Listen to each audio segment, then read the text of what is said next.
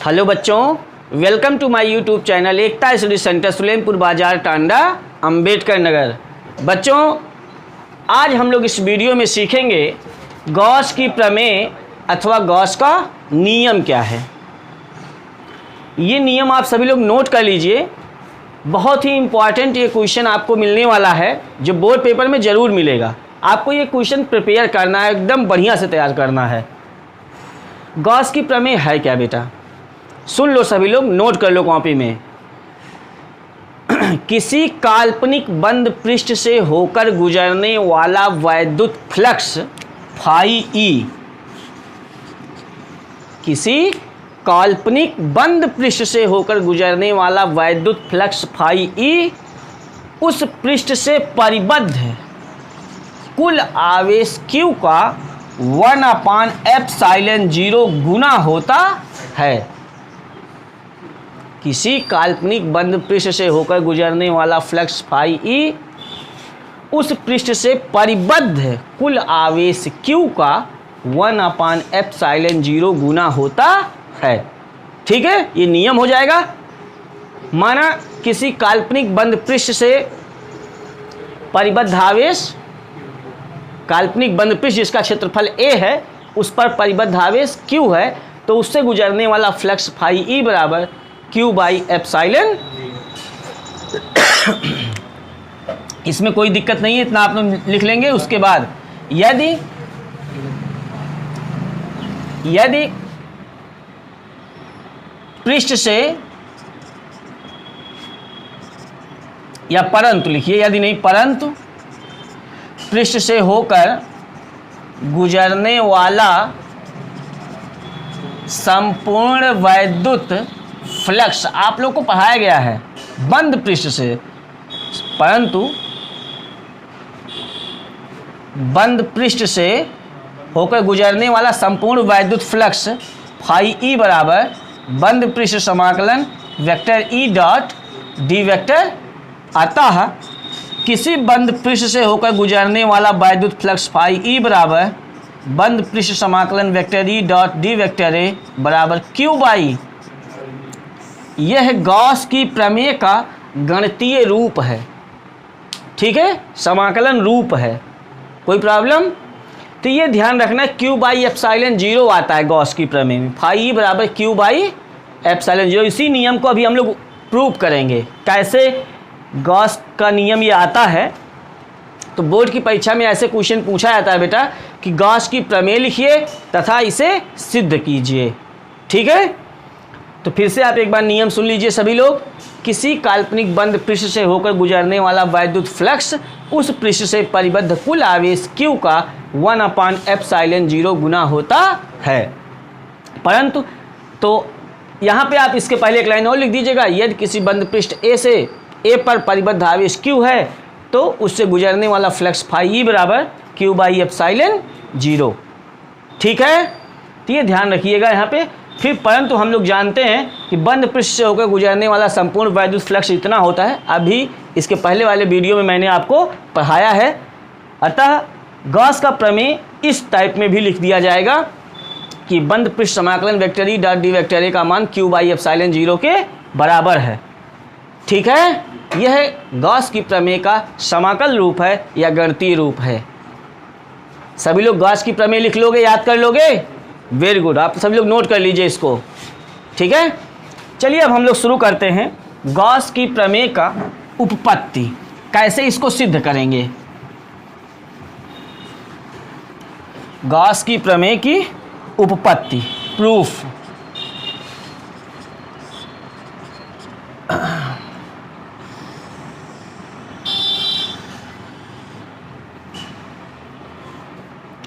कुछ भी इस टाइप का एक फिगर ऐसे बना देते हैं।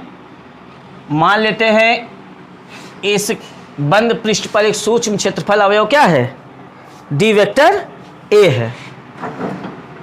इसमें इस पृष्ठ पर बिंदु O पर प्लस Q आवेश स्थित है। ठीक है, इससे R दूरी पर लिया गया है, ये R दूरी पर एक बंद पृष्ठ है। ठीक है, तो इस सूक्ष्म बंद पृष्ठ द्वारा गोले के केंद्र पर अंतरित घनकोण कितना है?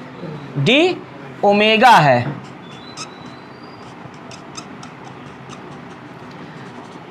मान लेते हैं इस सूक्ष्म गोलीय पृष्ठ के भीतर एक बिंदु P है, ठीक है। तो ये बताओ कि इस बिंदु पर जो क्षेत्रफल वेक्टर की दिशा होगी, तो पहले तो ये इस पृष्ठ के लंबवत होगी, और इस प्लस क्यू आवेश के कारण इस बिंदु पर जो वैद्युत क्षेत्र की दिशा होगी वो किधर होगी? उस आवेश से दूर की ओर होगी, प्लस क्यू आवेश के कारण, आपको बताया गया है। और इस पर क्षेत्रफल वेक्टर की दिशा डी वेक्टर ए की दिशा, अगर इसका सूक्ष्म क्षेत्रफल डी ए हो तो इस पर क्षेत्रफल वेक्टर की दिशा क्या हो जाएगी? डी वेक्टर ए, जो वैद्युत क्षेत्र के समांतर होगी, ठीक है। तो सबसे पहले आप मान लीजिएगा, मान लीजिए कि प्लस क्यू आवेश एक बंद पृष्ठ ए के भीतर बिंदु O पर रखा है। इससे r दूरी पर उस पृष्ठ पर एक सूक्ष्म क्षेत्रफल अवयव dA लिया गया है, जिस पर वैद्युत क्षेत्र की दिशा उससे बाहर की ओर है, और क्षेत्रफल वेक्टर डी वेक्टर ए की दिशा भी उस पृष्ठ के लंबवत बाहर की ओर है, ठीक है। तो उस सूक्ष्म क्षेत्रफल अवयव dA से होकर गुजरने वाला वैद्युत फ्लक्स, बेटा पहले फ्लक्स निकालिए, डी फाई ई बराबर सूक्ष्म क्षेत्रफल से vector E dot D vector ए, ठीक है। तो यहाँ पे अगर फार्मूला लगाएं तो क्या हो जाएगा? ई डी ए कॉस थीटा हो जाएगा, डी फाई ई बराबर, ठीक है। परंतु थीटा बराबर 0 अंश, चूंकि वेक्टर ई व डी वेक्टर ए क्या है? समांतर है बेटा, इसलिए डी फाई ई बराबर ई डी ए कॉस 0 अंश, और कॉस 0 अंश का मान कई बार आपको बताया गया कितना होता है? 1 होता है। यहाँ लिख देंगे आगे, चूंकि कॉस 0 अंश बराबर 1। इतने में कोई प्रॉब्लम? ठीक है। अब आप लोग सूक्ष्म पृष्ठ क्षेत्रफल अवयव से होकर गुजरने वाला फ्लक्स निकाल लिए हो। अब पूरे पृष्ठ से, संपूर्ण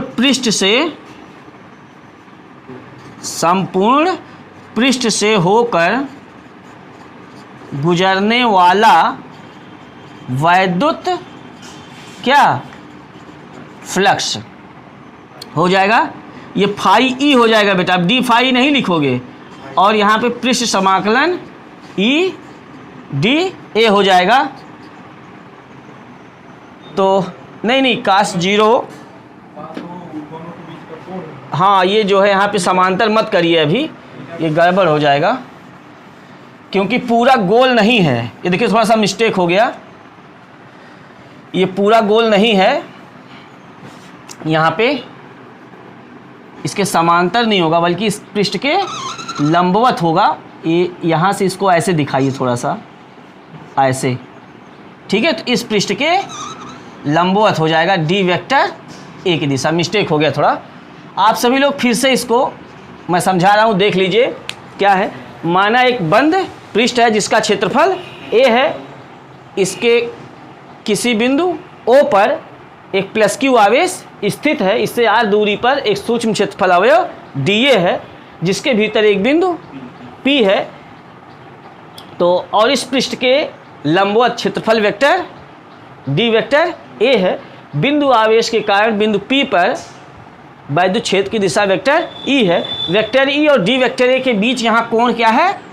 थीटा है बेटा। ये दोनों एक दूसरे के समांतर नहीं है। यहाँ पे समांतर तब होता जब ये पूरा गोल पृष्ठ बनाया गया होता है ना। ये गोल नहीं है, पूरा कुछ टेढ़ा मेढ़ा मैंने बनाया है, बस एक पृष्ठ बना दिया है जो एक समतल में खींचा गया है जिसका क्षेत्रफल ए है। इसीलिए यहाँ पे ई और डी वेक्टर ए के बीच कोण थीटा आपको गॉस की थ्योरम में दिखाना पड़ेगा। यहाँ ई डी ए कॉस थीटा हो गया, ठीक है। अब यहाँ लिखेंगे ये सूक्ष्म पृष्ठ क्षेत्रफल से हो गया गुजरने वाला फ्लक्स। संपूर्ण पृष्ठ क्षेत्रफल से होकर गुजरने वाला वैद्युत फ्लक्स फाई ई बराबर बेटा, तो यहाँ पे बंद पृष्ठ समाकलन ई डी ए कॉस थीटा, ठीक है। तो अब यहाँ पे वैद्युत क्षेत्र की तीव्रता प्लस क्यू आवेश के कारण आर दूरी पर स्थित बिंदु P पर वैद्युत क्षेत्र की तीव्रता क्या होती है, ये प्लस क्यू आवेश के कारण बिंदु P पर वैद्युत क्षेत्र की क्या तीव्रता E बराबर 1/4 pi epsilon 0 q by are square, ये पढ़ाया गया था आपको, ठीक है। इसको समीकरण 1 मान लें, तो यह मान समीकरण 1 में रखने पर फाई ई बराबर, मान रख दीजिए सबको, 1/4 pi epsilon 0 q by are square d A cos theta.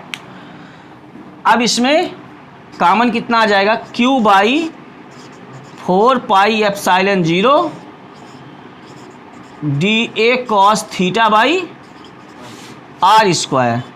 ये आपको पढ़ाया गया था, अगले वीडियो मैंने पढ़ाया अभी, है ना, इसके पहले वाले वीडियो में, परंतु D A cos theta by are square बराबर डी ओमेगा, इसलिए फाई ई बराबर संपूर्ण बंद पृष्ठ होकर गुजरने वाला फ्लक्स फाई ई बराबर Q by 4 pi epsilon 0 D, तो डी ओमेगा का मान भी आपको बताया गया, परंतु संपूर्ण बंद पृष्ठ द्वारा गोले के केंद्र पर अंतरित घन कोण जो होता है वो 4 पाई स्टे रेडियन होता है, इसलिए फाई ई बराबर क्यू बाई 4 पाई एप्सिलॉन 0 गुणे 4 पाई कैंसिल हो जाएगा, क्यू बाई एप्सिलॉन 0।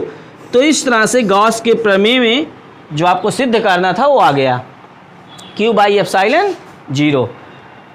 तो फिर से एक बार मैं इसका पूरा आपको निगमन पढ़ा रहा हूँ, एक बार ध्यान से सुन लीजिए। गॉस के प्रमेय की जब उत्पत्ति आप करना शुरू करोगे, सिद्ध करना, तो सबसे पहले एक काल्पनिक बंद पृष्ठ बनाओगे।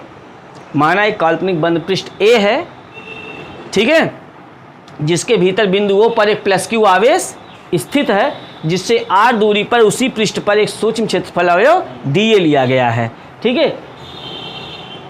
इस पृष्ठ के लंबवत बाहर की ओर खींचा गया क्षेत्रफल वेक्टर D वेक्टर A है। बिंदु आवेश प्लस क्यू के कारण R दूरी पर स्थित बिंदु P पर वैद्युत क्षेत्र की तीव्रता की दिशा जो है वो DA से थीटा कोण पर है, ठीक है।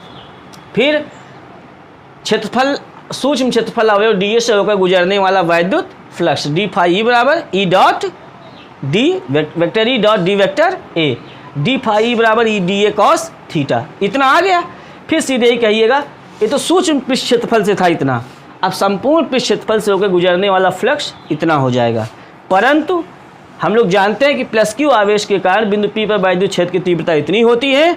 E का मान यहाँ समीकरण 1 में रख दीजिए, Q बटे 4 पाई एप्सिलॉन 0 कॉमन, बंद पृष्ठ समाकलन D A cos theta by are square, परंतु D A cos theta by are square बराबर डी ओमेगा, परंतु यहाँ पे डी ओमेगा का मान रखेंगे, इसका मान 4 पाई कैंसिल, फाई ई बराबर क्यू बाई एप्सिलॉन 0। यही गॉस का प्रमेय है, यही गॉस की प्रमेय है या गॉस का नियम है, ठीक है।